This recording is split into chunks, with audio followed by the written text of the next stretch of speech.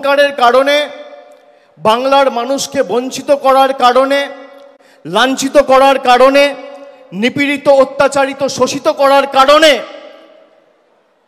18 থেকে তারা 12-এ নেমে এসছে। তারপরেও তাদের শিক্ষা হয়নি। এখনো পর্যন্ত গরিব মানুষের টাকা বন্ধ।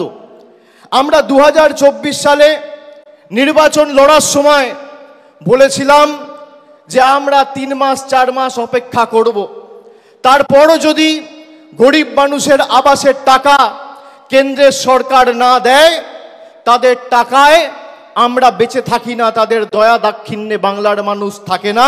রাজ্য সরকার নিজে সেই 12 লক্ষ মানুষকে টাকা দিয়ে তাদের বাড়ি করার ব্যবস্থা করে দেবে।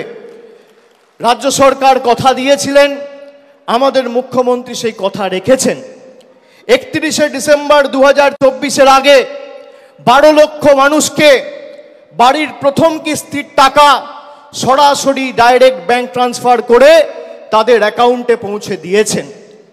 আমরা বলেছিলাম 100 দিনের লড়াই আমরা দিল্লি অবধি নিয়ে যাব, তারপরও যদি বিজেপি টাকা না দেয়, আমাদের মামাটি মানুষের সরকার আমরা বিকল্প অর্থের ব্যবস্থা করে সেই 59 লক্ষ জব কার্ড হোল্ডার, প্রকৃত প্রাপক যারা, তাদের টাকা তাদের ব্যাংক অ্যাকাউন্টে পৌঁছে দেব।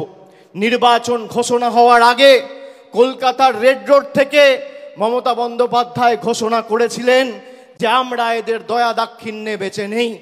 অনেক লড়াই করেছি, আন্দোলন করেছি, এদেরকে রাজনৈতিকভাবে হারিয়েছি, আর এদের কাছে আমরা মাথা নত বা বশ্যতা স্বীকার করব না।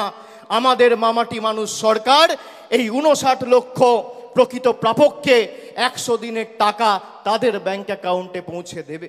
আমরা দিয়েছি, কিন্তু আমার কোথাও যেন মনে হয়েছে নির্বাচন গেছে, তারপরও একের পর এক ষড়যন্ত্র হয়েছে এবং আমাদের দল সর্বোপরি এই রাজ্য পশ্চিমবঙ্গকে ছোট করার একের পর এক ষড়যন্ত্র, চক্রান্ত, পরিকল্পনা করেছে।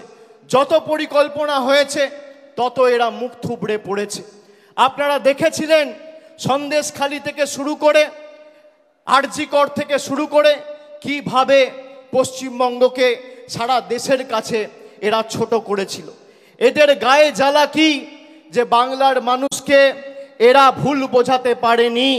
এরা বাংলাকে গুজরাট, উত্তরপ্রদেশ, মধ্যপ্রদেশ করতে পারেনি। যতদিন আমরা আছি, তৃণমূল কংগ্রেসের লক্ষ লক্ষ কোটি কোটি কর্মী সমর্থকরা আছে, আমরা বুকের রক্ত দিয়ে বাংলাকে আগলে রাখবো। বিজেপির কাছে সব থাকতে পারে, ইডি আছে, সিবিআই আছে, বিচার ব্যবস্থার একাংশ আছে, সংবাদ মাধ্যম আছে, লক্ষ লক্ষ কোটি কোটি টাকা আছে, ইলেকশন কমিশন আছে, ইনকাম ট্যাক্স আছে, কিন্তু তৃণমূল কংগ্রেসের মতো বুকের রক্ত দিয়ে দলকে আগলে রাখার মতো একটা কর্মী এরা 10 বছরে তৈরি করতে পারেনি। এটাই আমাদের আর তাদের মধ্যে পার্থক্য।